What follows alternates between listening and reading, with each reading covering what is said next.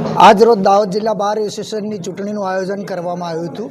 આ ચૂંટણી ગુજરાત બાર એસોસિએશનના દ્વારા આયોજન જે નિયમો છે એ નિયમો મુજબ કરવામાં આવી હતી।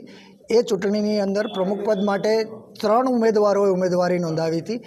એ 3 ઉમેદવારોમાં પ્રમુખ પદ તરીકે જે ઉમેદવારોએ ઉમેદવારી નોંધાવી એની અંદર જયેન્દ્ર પ્રેમશંકર દીક્ષિત કે જેઓ પ્રમુખ પદમાં વિજેતા થયા છે, તેમજ ઉપપ્રમુખ પદ માટે 2 ઉમેદવારોએ ઉમેદવારી નોંધાવી હતી। તેમાં સંજય કનુભાઈ મકવાણા જે ઉપપ્રમુખ તરીકે વિજેતા થયા છે, તેમજ મંત્રી પદ માટે 2 ઉમેદવારોએ ઉમેદવારી પોતાની નોંધાવી હતી। તેમાં જાવેદ ઇકબાલભાઈ મંસૂરી વિજય થયા છે।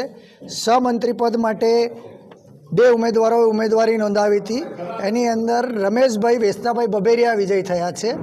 તેમજ 2 બિનહરીફ પોસ્ટ હતી। એ 2 બિનહરીફ પોસ્ટની અંદર એક પોસ્ટ ખજાનચીની હતી। ખજાનચીની પોસ્ટ માટે દિનેશભાઈ બામણિયા બિનહરીફ વિજેતા થયા છે ને એક મહિલા પોસ્ટ જે બાર કાઉન્સિલ ઓફ ગુજરાતના નિયમો અનુસાર સ્પેશિયલ પોસ્ટની નિમણૂક કરવામાં આવી હતી, તેમાં જુમાનાબેન લીમડીવાલા કે જેઓ બિનહરીફ વિજય થયા છે।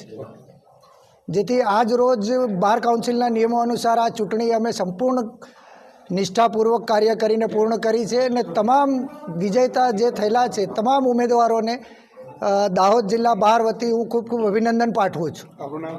મારું નામ અજય સવાલખિયા, ચૂંટણી કમિશનર।